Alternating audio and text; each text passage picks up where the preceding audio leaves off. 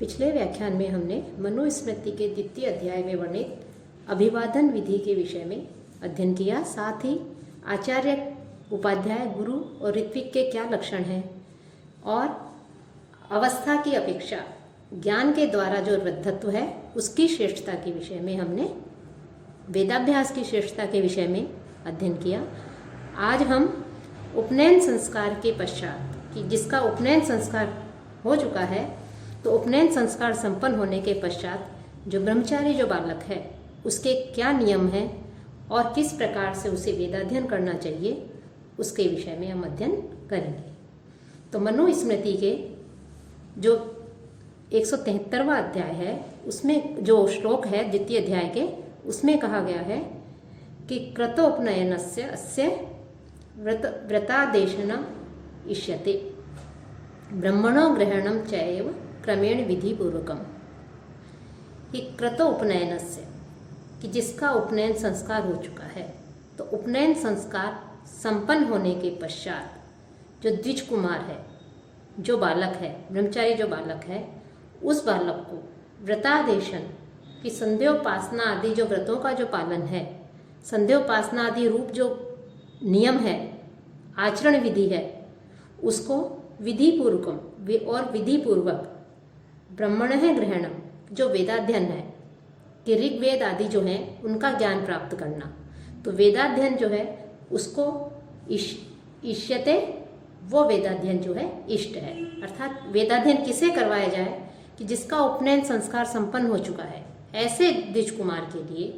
के द्वारा संध्या उपासना आदि जो नियम बताए गए हैं उन नियमों का पालन किया जाए उस बालक को, और विधिवत वेदाध्ययन जो है फिर उसको कर सकता है, उसको वेदाध्ययन कराना चाहिए। अर्थात कि हमारे जो शास्त्र हैं, वेदादि जो शास्त्र हैं, श्रुति स्मृति आदि जो हैं, धर्मशास्त्र हैं, उनमें ब्रह्मचारियों के लिए कुछ नियम बनाए हुए हैं जिन्हें हम दो श्रेणियों में विभक्त कर सकते हैं। इनमें प्रथम प्रकार के वे नियम आते हैं जिन्हें ब्रह्मचारी अल्पकाल तक ही उनका पालन करते हैं, और दूसरे प्रकार के वे नियम हैं जो छात्र है, जो ब्रह्मचारी बालक है, वो जीवन तक उन नियमों का पालन करते हैं।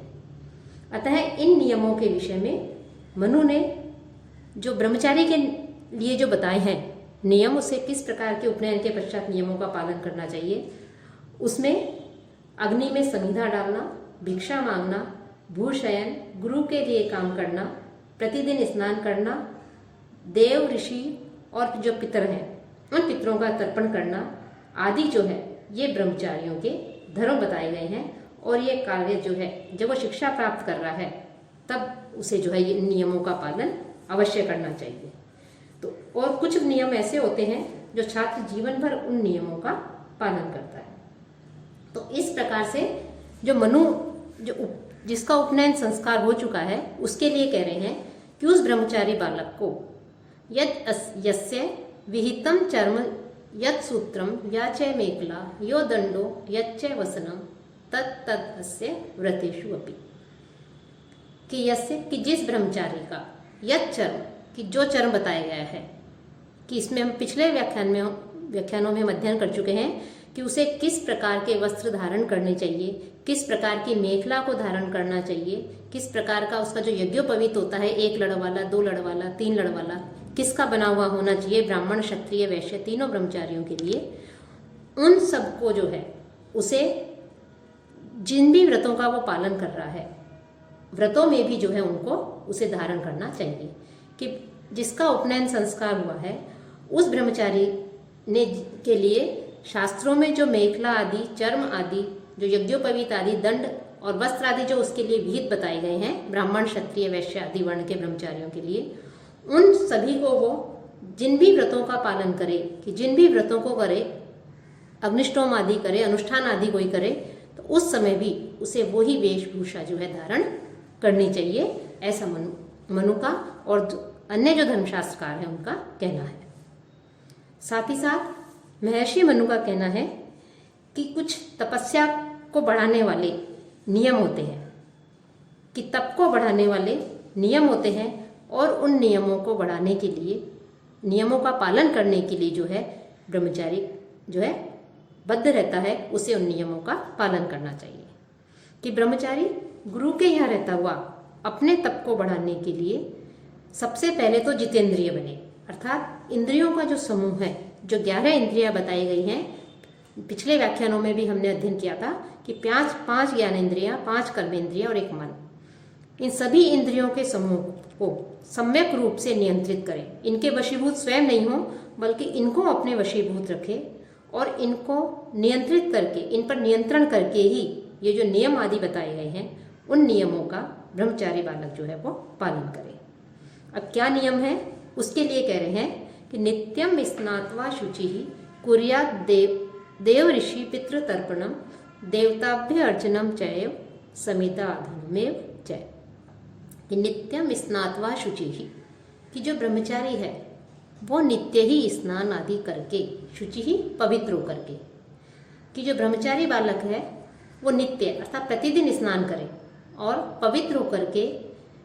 देवर्षि पितृ तर्पणम, कि देवताओं का, ऋषियों का और जो पितर है उन पितरों का वो तर्पण करे, कि नियमानुसार जो बताए गए हैं, शास्त्रानुसार विधि विहित मंत्रों सहित जो बताए गए हैं उसके अनुसार जो है वो उन सब का तर्पण करे। और देवताभ्य अर्चनम, और जो देवता आदि हैं उन देवताओं आदियों का भी विधिवत शास्त्र विहित विधि से जो है उनका पूजन करे। और समिधा आधानम च कुर्यात्, और समिधा आदि जो है उन समिधा आदि का आधान करके अग्निहोत्र आदि वो करे, अर्थात देवताओं का पूजन करे, समिधा आदि का आधान करके फिर जो है वो हवन आदि उसके लिए जो बताए गए हैं अग्निहोत्र आदि, वो अग्निहोत्र आदि उसको संपन्न करना चाहिए। तो इस प्रकार से उसे ब्रह्मचारी को बताया गया है कि वो अग्नि होम करे, अग्नि की परिचर्या करे, साथ ही अग्नि जो है उसको समिधा दे और देव ऋषि पितर आदि जो है इनका तर्पण करे।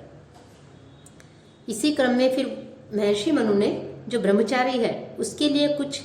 वर्जनीय कर्म बताए हैं, अर्थात त्याज्य व वर्ज्य कर्म है, तो उसके लिए किन कर्मों का परित्याग कर देना चाहिए, किस प्रकार के नियमों का उसे पालन करना चाहिए, किन्हें ग्रहण करे और किन्हें त्यागे, उसके विषय में, वर्जित के विषय में बताते हुए महर्षि मनु कहते हैं कि जो ब्रह्मचारी है उसे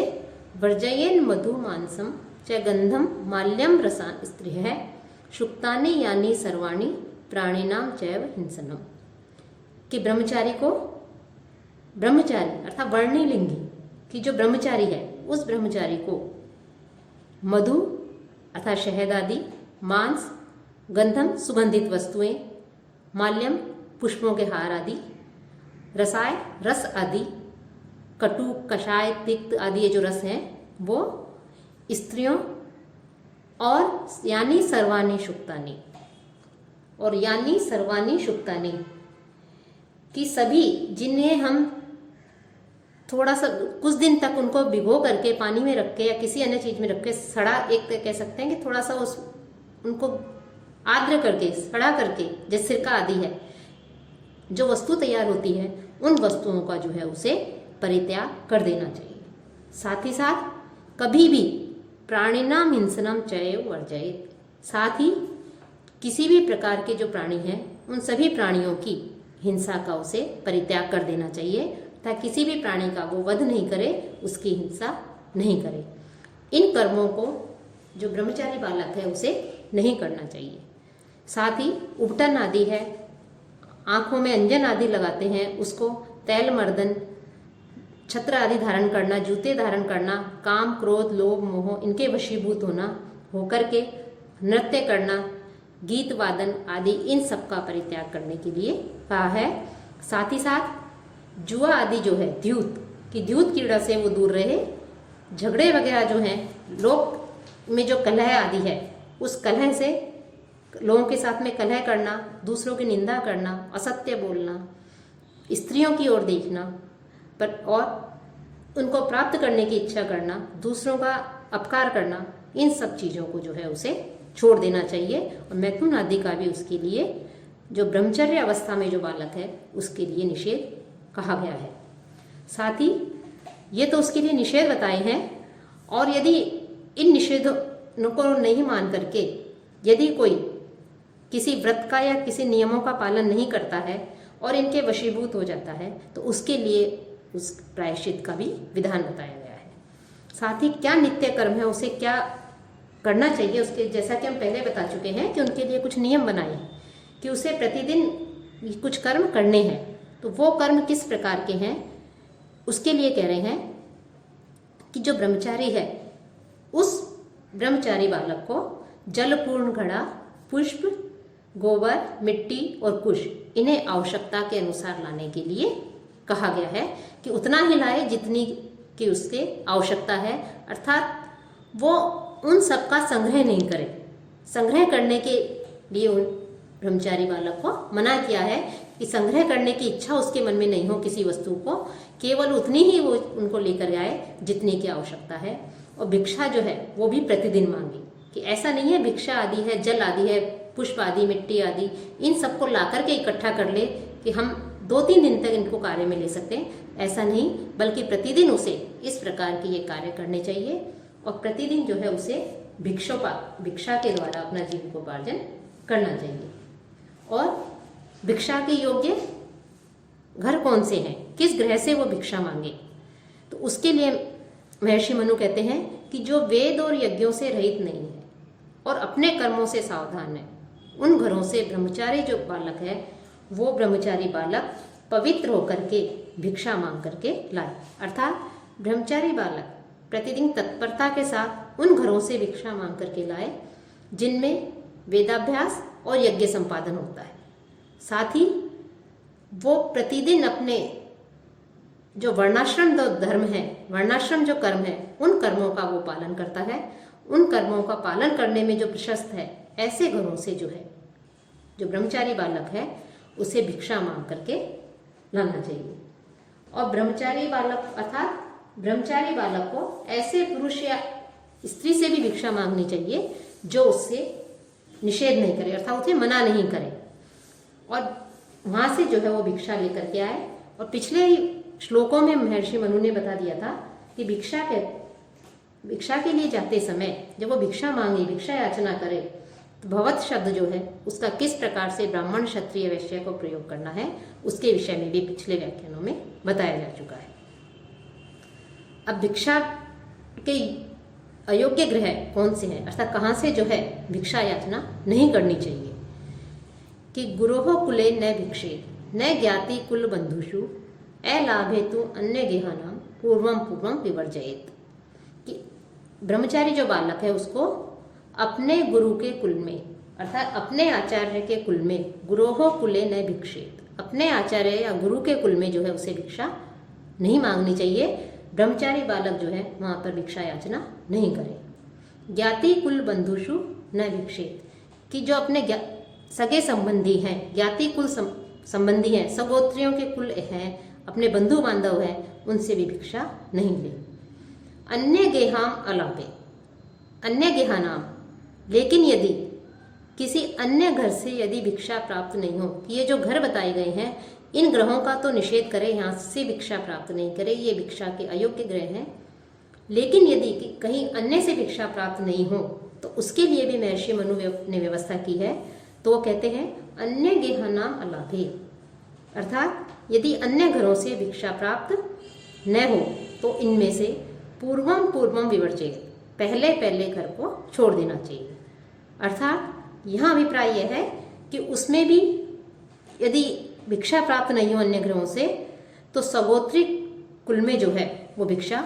मांग सकता है। अन्य ग्रहों से यदि भिक्षा प्राप्त नहीं हो तो सगोत्री कुल में भिक्षा मांग सकता है, अपने बंधु बांधवों से भिक्षा मांग सकता है, और यदि वहां से भी उसे भिक्षा प्राप्त न हो तो आचार्य के कुल में भिक्षा मांग सकता है।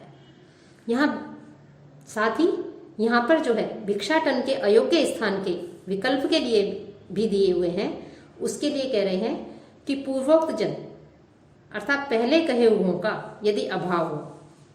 अर्थात वेद यज्ञ आदि से युक्त और प्रशस्त जो बताया गया है वो यदि नहीं हो, और जिन घरों में भिक्षार्जन के लिए कहा गया है वहां से भी यदि भिक्षा नहीं हो, तो ऐसा संभव न होने पर अपनी वाणी पर नियंत्रण रख के संपूर्ण गांव में जो है भिक्षाटन के लिए घूम सकता है, भिक्षा याचना कर सकता है। कि यदि ब्रह्म यज्ञ करने वाले अपने वर्णाश्रम अनुसार धर्म करने वाले सदगृहस्थी के नहीं मिलने पर जो ग्राम है उस समस्त ग्राम में घूमता हुआ जो ब्रह्मचारी बालक है वो भिक्षार्जन कर सकता है। लेकिन फिर भी जो है उसे महापातकग्रस्त, जो महापातक है, महापापी जो है, महापाप करने वाले जो लोग हैं, ऐसे निंदित लोगों के घरों से कभी भी जो है वो भिक्षा आदि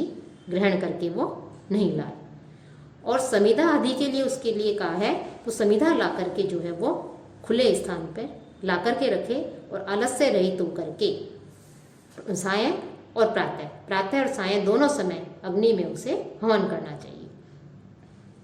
इसी क्रम में महर्षि मनु जो है वो एक अवकीर्णी व्रत के विषय में भी कहते हैं कि अवकीर्णी व्रत, यदि ब्रह्मचारी बालक 7 रात तक भिक्षाटन करता है और अग्नि में समिधा से हवन आदि न करे तो उसे ब्रह्मचर्य व्रत लोप के प्रायश्चित स्वरूप अवकीर्णी व्रत करना चाहिए। अर्थात यदि 7 रात्रि तक ब्रह्मचारी बालक भिक्षा याचना नहीं करता है, भिक्षा के लिए नहीं जाता है, चाहे किसी भी कारण से हो नहीं जाता है, और अग्नि में समिधा आदि से हवन आदि भी नहीं करता है, तो उसे वो जो है पाप का भागी होता है और उसके उसका व्रत खंडित हो जाता है, ब्रह्मचर्य व्रत खंडित हो जाता है, और उस व्रतलोप के प्रायश्चित स्वरूप उसके लिए अवकीर्णी व्रत का विधान बताया है कि उसे अवकीर्णी व्रत करना चाहिए। कि अकृत्वा भैक्षचरणाम असमिध्य च पावकम अनातुरः सप्तरात्रम अवकीर्णी व्रतम चरेत। कि यहाँ महर्षि मनु ने स्पष्ट कर दिया है कि अनातुर है कि निरोग, यदि वो रोगी है, किसी रोग से ग्रस्त है, बीमार है, अस्वस्थ है, तब यदि वो 7 दिन तक भिक्षाचरण आदि नहीं करे तो वो पाप का भागी नहीं होता और उसके लिए कोई प्रायश्चित भी नहीं बताया है, उसके ब्रह्मचर्य व्रत का खंडित नहीं होता। लेकिन यदि वो स्वस्थ है और स्वस्थ होने पर भी सप्तरात्रम भैक्षचरणम अकृत्वा, कि सप्तरात्रम 7 रात्रि तक भैक्षचरणम अकृत्वा, यदि वो भिक्षा याचना नहीं करता है, कि ब्रह्मचारी बालक यदि स्वस्थ है और स्वस्थ होने के पश्चात भी वो यदि 7 रात्रियों तक भिक्षाटन के लिए नहीं जाता है, भिक्षा याचना नहीं करता है, साथ ही साथ पावकम असमिध्य, और हवन आदि भी नहीं करता है। पावकम असमिध्य अर्थात वो हवन आदि भी यदि नहीं करता है, अग्निहोत्र आदि नहीं करता है, भिक्षार्जन भी नहीं करता है, तो ब्रह्मचर्य व्रत लोक का जो प्रायश्चित बताया है अवकीर्णी व्रत, उस व्रत को जो है उसे करना चाहिए। उस व्रत को उसे कहा गया है कि उस व्रत का वो पालन करे। अब अवकीर्णी का जो लक्षण है वो याज्ञवल्क्य स्मृति के 11वें अध्याय के 119वें श्लोक में बताया है कि ब्रह्मचर्य अवस्था में रहने वाला जो द्विज है वो इच्छापूर्वक यदि किसी अन्य स्त्री के साथ में रहता है और ब्रह्मचर्य व्रत को यदि वो खंडित कर देता है तो उसे अवकीर्णी कहते हैं। और उस अवकीर्णी के लिए जो प्रायश्चित का विधान बताया गया है, उस प्रायश्चित का ही जो है यहाँ पर उस ब्रह्मचारी को भी करना चाहिए कि जो 7 रात्रि तक स्वस्थ होने पर भी भिक्षाटन के लिए नहीं जाता है और न ही अग्निहोत्र आदि करता है। और इस अवकीर्णी व्रत में एक प्रकार से जो है उसे जो गर्दभ है, जो गधा है, उसके चर्म को ओढ़ करके अपने पाप को बताता हुआ 7 घरों से जो है एक तरह से भिक्षा मांगने के लिए उसे भेजा जाता है कि इस प्रकार से जो है वो 7 घरों से जाकर के भिक्षा मांगे तो उसे अवकीर्णी व्रत कहते हैं। और साथ ही साथ जो व्यक्ति है जो अवकीर्णी कहलाता है और उसके लिए जो प्रायश्चित है वो यही प्रायश्चित है कि वो अपने पाप को कहे और पाप का गुणगान करता हुआ 7 घरों में जाकर के वो भिक्षा मांगे। और जो भिक्षा का अन्न है वो भिक्षा का अन्न जो है उसको ग्रहण करने के लिए उसे कहा गया है कि भिक्षा के अन्न का जो है वो भक्षण करे और भिक्षा वो नित्य मांगे कि भैक्षेण वर्तयेन नित्यम न एकान्न आदि भवेत व्रति। भैक्षेण व्रतिनो व्रति उपवास समा स्मृता, कि व्रति की जो ब्रह्मचारी बालक है, व्रति कहते हैं ब्रह्मचारी को, तो जो ब्रह्मचारी है वो भैक्षेण की भिक्षा में प्राप्त जो अन्न है उस अन्न से ही नित्यम वर्तयेत, उस अन्न से अपना निर्वाह करे। अर्थात प्रतिदिन जो है ब्रह्मचारी बालक भिक्षा मांगे, उस भिक्षा से अपना निर्वाह करे और एकान्न आदि केवल एक व्यक्ति के अन्न से निर्वाह करने वाला जो है न भवे नहीं बने, अर्थात केवल एक ही घर में जाकर के जो है वो भिक्षा नहीं मांगे कि प्रतिदिन एक ही घर में वो पहुंच जाए और वहां जाकर के जो है वो भिक्षा ले और उसी को वो ग्रहण करे। इसका महर्षि मनु ने निषेध किया है कि मनुष्य जो ब्रह्मचारी है वो प्रतिदिन उसे भिक्षा मांगने के लिए जाना चाहिए और एक मनुष्य के अन्न का प्रतिदिन जो है वो भोजन ग्रहण नहीं करे, कि एक व्यक्ति के अन्न से अपने जीवन निर्वाह नहीं करे, एक व्यक्ति के अन्न से निर्वाह नहीं करे। साथ ही साथ व्रति न है कि जो ब्रह्मचारी है उसके लिए भैक्षेण वृत्ति, भिक्षा जो वृत्ति है उसके अन्न से निर्वाह करना उपवास समा स्मृतः, उपवास के समान स्मृता बताया गया है कि उपवास के समान वो होता है, कि उपवास के समान फल देने वाला बताया गया है कि जो फल हमें उपवास करने पर मिलता है वही फल ब्रह्मचारी बालक को प्रतिदिन भिक्षा मांग करके जो भिक्षा के रूप में जो अन्न मिलता है उस अन्न को ग्रहण करने पर उसे उसके फल की प्राप्ति होती है। लेकिन एक मनुष्य के घर से ही अन्न प्राप्त करके वो निर्वाह नहीं करे, प्रतिदिन अलग अलग मनुष्यों के घर जाकर के, गांव जाकर के जो है उस अन्न को ग्रहण करके अपना निर्वाह करे। और इस प्रकार भिक्षा से प्राप्त अन्न के द्वारा अपना जीविका निर्वाह करने वाला जो ब्रह्मचारी होता है उसे उपवास के समान ही फल की प्राप्ति होती है, उसके समान फल उसे प्राप्त होता है। यह भिक्षा से तात्पर्य यह है कि जो बालक है, ब्रह्मचारी बालक है, उसके अंदर अहम की भावना नहीं हो,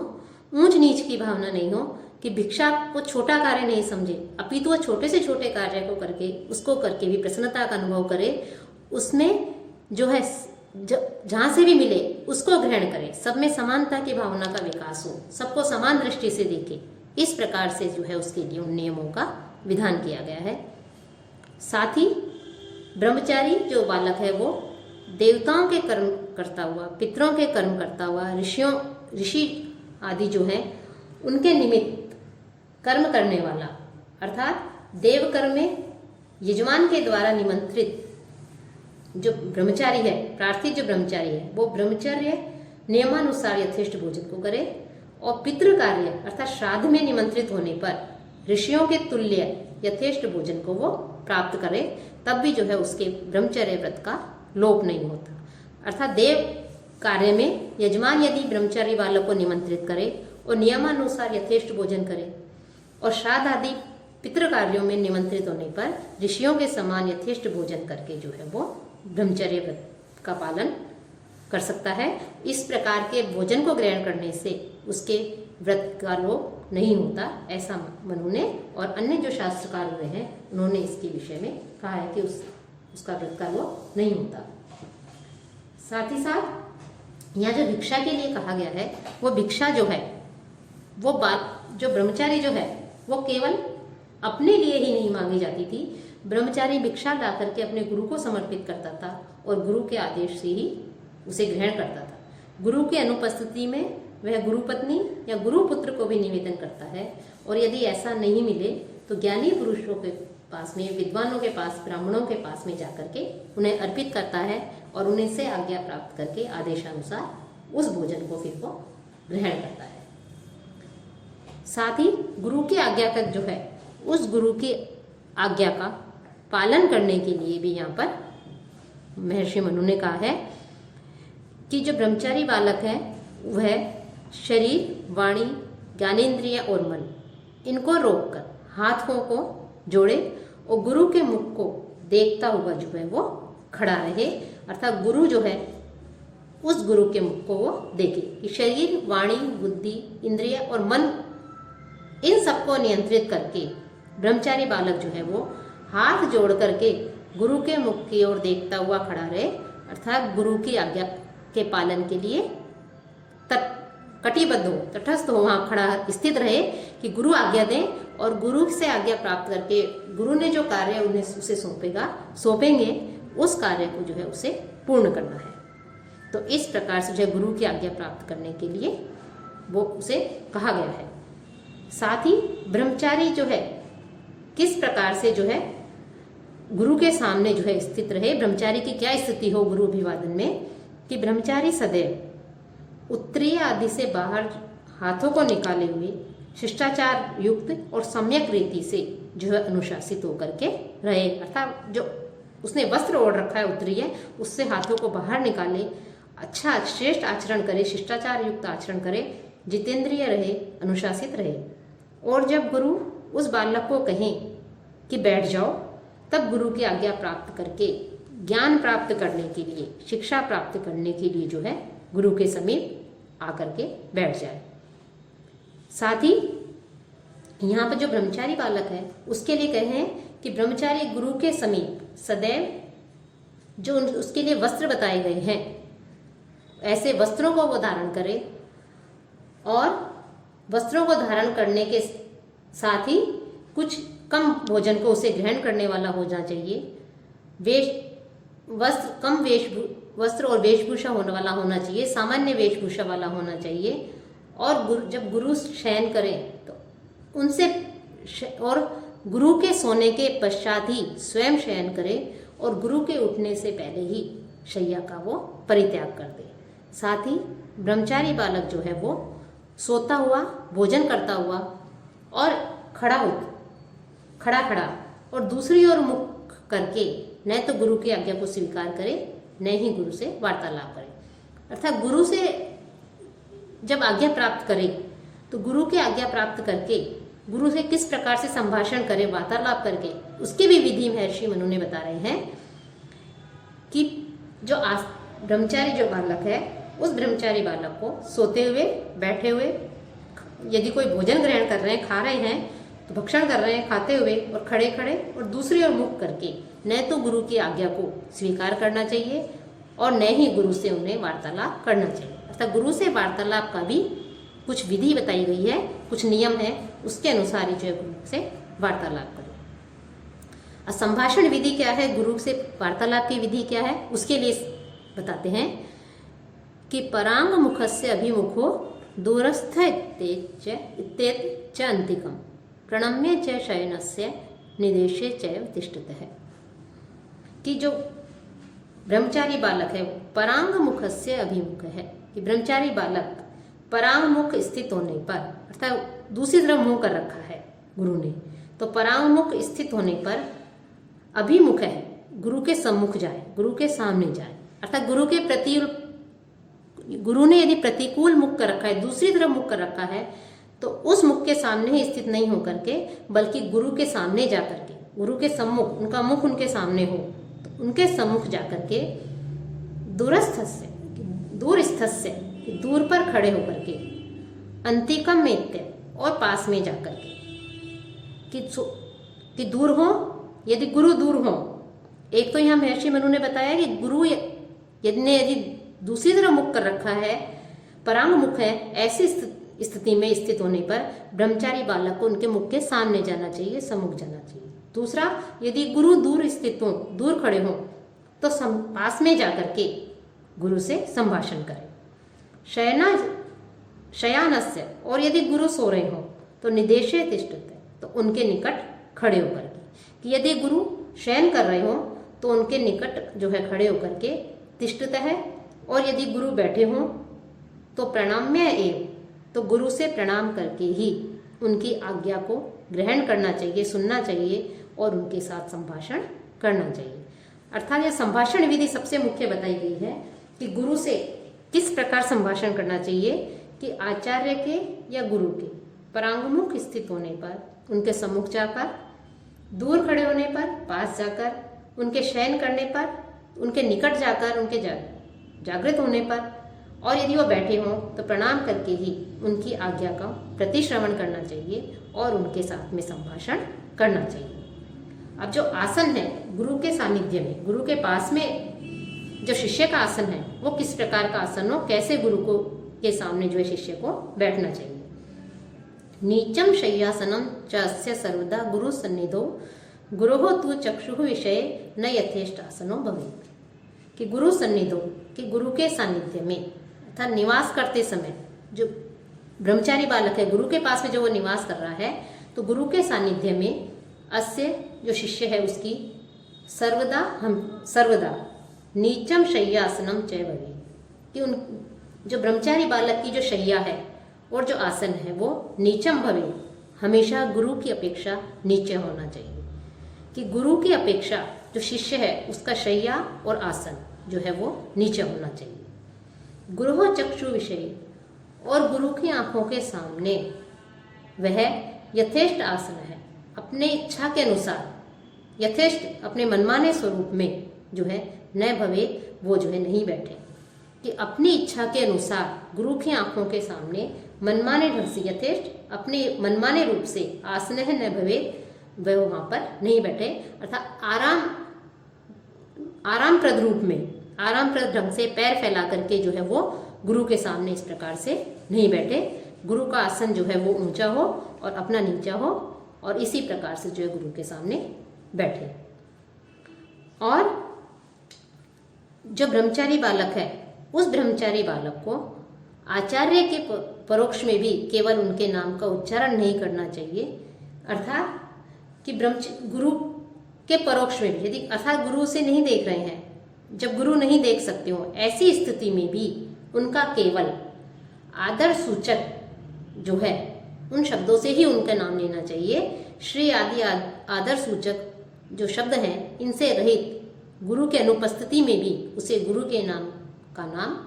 नहीं लेना चाहिए। साथ ही साथ गुरु के किसी भी प्रकार की चेष्टाओं का उसे अनुकरण नहीं करना चाहिए, कि गुरु के चलने का, बोलने का आदि की जो है उसे नकल एक तरह से कह सकते हैं, इस प्रकार से जो है वो नहीं करना चाहिए। अर्थात कि परोक्ष में होने पर भी गुरु के लिए सम्मान सूचक जो शब्द है उन शब्दों के सहित गुरु का नाम लेना चाहिए बालक को, ब्रह्मचारी बालक को। और साथ ही साथ गुरु की किसी भी प्रकार से जो गुरु की जो चेष्टाएं क्रियाएं हैं उनका जो है उसे नकल नहीं करना चाहिए। गुरु की जो है उसकी निंदा का भी निषेध महर्षि मनु कहते हैं। तो उसके लिए द्वितीय अध्याय के 200वें श्लोक में कहते हैं, गुरोः यत्र परिवादो निंदा वा अपि प्रवर्तते कर्णो तत्र पिधातव्यो गंतव्यम वा ततः अन्यतः। कि यत्र गुरोः परिवाद है, जहाँ गुरु की बुराई होती है, निंदा होती है, यत्र गुरोः परिवाद है निंदा वा अपि प्रवर्तते, कि जहाँ गुरु पर जहाँ मिथ्या दोष और दोषाक्षेप किए जा रहे हैं, दोषारोपण किए जा रहे हैं अथवा उनकी निंदा की जा रही है, तत्र कर्णो पिधातव्यो, वहाँ पर जो है ब्रह्मचारी बालक को अपने कानों को बंद कर लेना चाहिए, या ततः अन्यतः व गंतव्यम, और वहाँ से कहीं और चले जाना चाहिए। अर्थात गुरु जो है उसको अत्यधिक श्रेष्ठ स्थान दिया है, उसे सम्माननीय स्थान दिया है। तो गुरु शिष्य की जो आचार शास्त्र शिक्षा की दृष्टि से ये सबसे अधिक महत्वपूर्ण बात जो है वो महर्षि मनु ने कही है, कि गुरु की निंदा, चाहे गुरु कैसे भी हो, लेकिन गुरु की निंदा जो है कहीं भी नहीं सुननी चाहिए। कि जहाँ पर गुरु के ऊपर मिथ्या आरोप लगाए जा रहे हों, गुरु की निंदा की जा रही हो, तो शिष्य को भी चाहिए कि वहाँ पर जो है अपने या तो अपने कानों को बंद कर ले, या वहाँ इस स्थान से जो है दूर चला जाए। अर्थात गुरुजनों की जो निंदा है, आचार्य की निंदा, गुरु की निंदा को जो है यहाँ पर शिष्य के लिए पाप बताया गया है। यह एक प्रकार का अनुशासन है, मर्यादा है, कि यह ब्रह्मचारी बालक की मर्यादा है, यह अनुशासन है कि वो जो है गुरु का पूर्ण सम्मान करे, गुरु की किसी भी प्रकार से स्वयं निंदा नहीं करे, और अन्य कोई निंदा कर रहा है तो या तो उसे रोके, और यदि वो नहीं इसमें समर्थ नहीं है तो वो जो है अपने कानों को बंद करके वहाँ से चला जाए। तो इस प्रकार की मर्यादा या अनुशासन से ही वो बालक जो है, जो ब्रह्मचर्य बालक है, वो शिक्षा को जो है उचित रूप से ग्रहण कर सकता है, उसका जो है एक प्रकार से व्यक्तित्व का उसका विकास हो सकता है। और हम वर्तमान समय में देखें तो सारे मूल्य जो है एक तरह से नष्ट हो गए हैं, कि गुरु जो है उसके समीप में स्थित होने पर भी जो शिष्य है, बालक है, वो उनकी निंदा करते रहते हैं, उनका जो है पूर्ण रूप से सम्मान नहीं करते। और इसी कारण से जो है हम देख रहे हैं कि बालक जो है, शिष्य जो है, वो पूर्ण रूप से शिक्षा को ग्रहण नहीं कर रहे हैं, वो केवल पास हो जाए इसलिए शिक्षा को ग्रहण कर रहे हैं, और अनेक प्रकार के जो है उनमें बुराइयां घर करती जा रही हैं। अब जब गुरु निंदा है, उस गुरु की निंदा का क्या परिणाम होता है उसके विषय में भी बताते हुए कहते हैं, परिवादात खरो भवति श्वा वै भवति निंदकः, परिभोक्ता क्रमी भवति कीटो भवति मत्सरी। परिवादात खरो भवति, कि शिष्य जो है वो गुरु की बुराई करने से खरो भवति गर्दभ बनता है, गधा बनता है, अर्थात गर्दभ योनि को प्राप्त करता है। निंदक है वही स्वभक्ति, और गुरु में दोषान्वेषण करने वाला, गुरु की निंदा करने वाला, उनमें दोष ढूंढने वाला जो है वो कुत्ता बनता है, श्वान बनता है। परिभोक्ता क्रम ही भवती, और जो गुरु का जो धन है उस धन का उपभोग करने वाला, गुरु की संपत्ति का उपभोग करने वाला सूक्ष्म कीट बनता है। और गुरु जो है उसकी मत्सरी, गुरु से ईर्षा द्वेष रखने वाला, ईर्षा भाव रखने वाला, ईर्षा करने वाला गुरु से, वो जो है कीट है बहुत ही स्थूल कीट बनता है। वो इस प्रकार की योनि को वो प्राप्त करता है। अतः शिष्य जो है उसे गुरु की न तो वो निंदा को सुने और न ही उसे स्वयं की जो है गुरु की निंदा करनी चाहिए। तो इस प्रकार से गुरु निंदा के लिए यहाँ पर जो है निषेध किया है कि गुरु की किसी भी प्रकार से निंदा नहीं करनी चाहिए, सदैव जो है गुरु का सम्मान करना चाहिए। अब गुरु का सम्मान किस प्रकार से करें, गुरु के सम्मान की क्या विधि है, उसके साथ में किस प्रकार से जो है बैठा जाए, इसका विषय में जो है हम अध्ययन करेंगे अगले व्याख्यान।